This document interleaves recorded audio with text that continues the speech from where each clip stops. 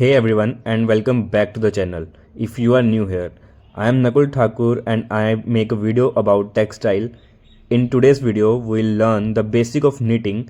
Make sure you stick around till the end and don't forget to hit the subscribe button so you don't miss my next video. Let's start the video.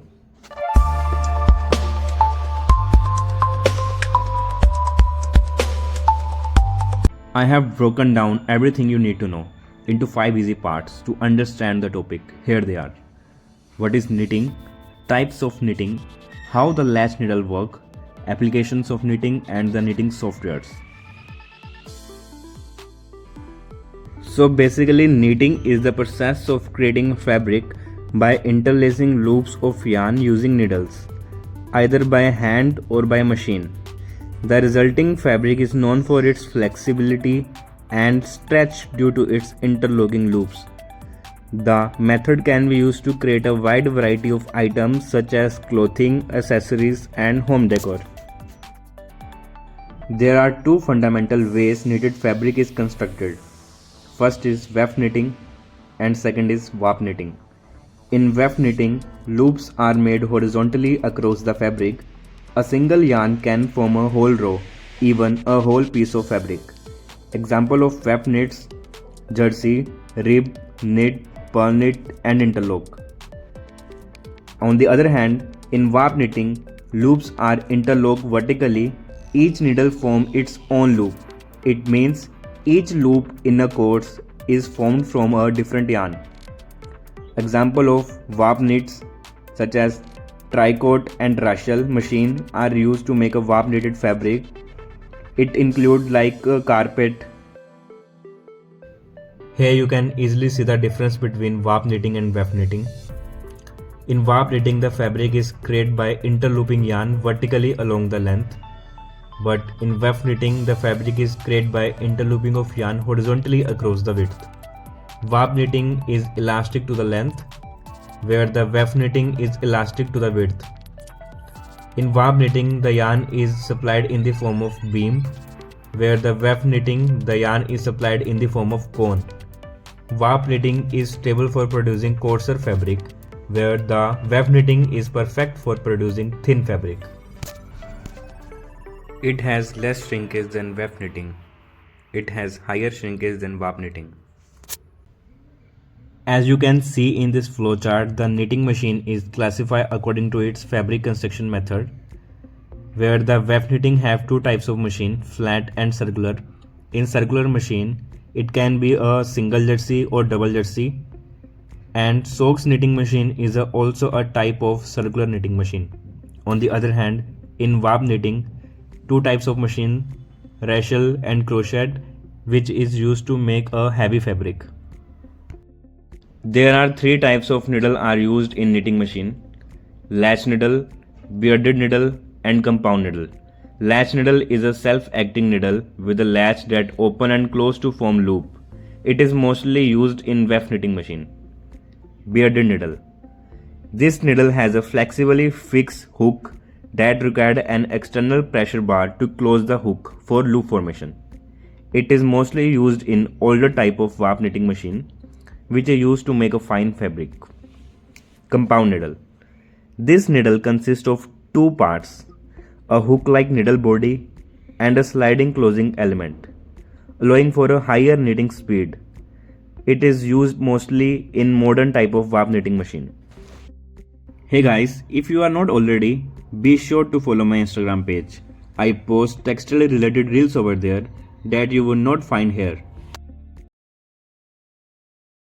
Here's how the latch needle work. At rest or running position, a knit loop rests above on the latch. As the needle moves up, the old loop already formed drop below and clear the latch. As the needle moves down, it receives the new yarn to begin forming a new stitch.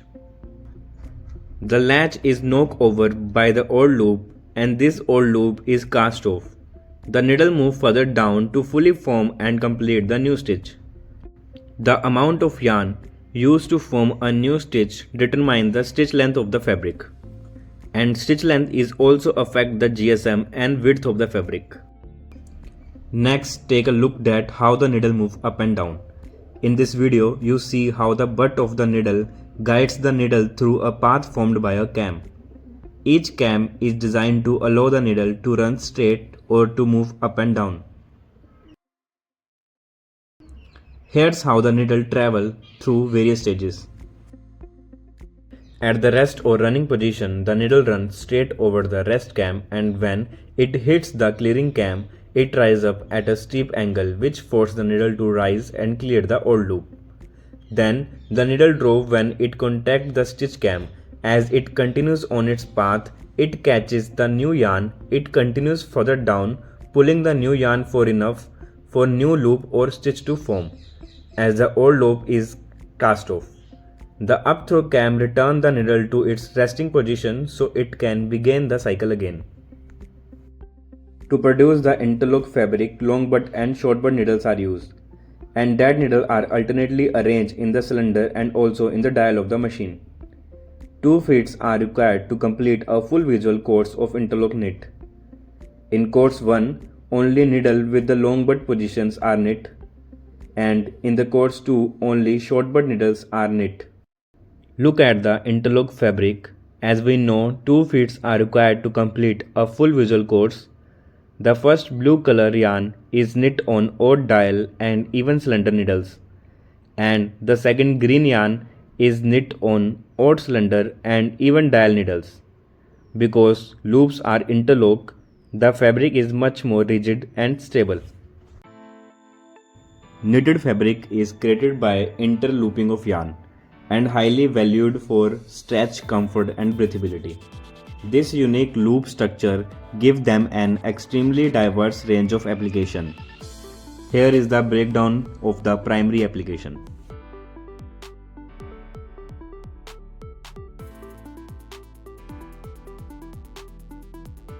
Knitting software is a broad category of computer programs and applications designed to assist in the creation, visualization, instruction and production of the knitted textiles and garments.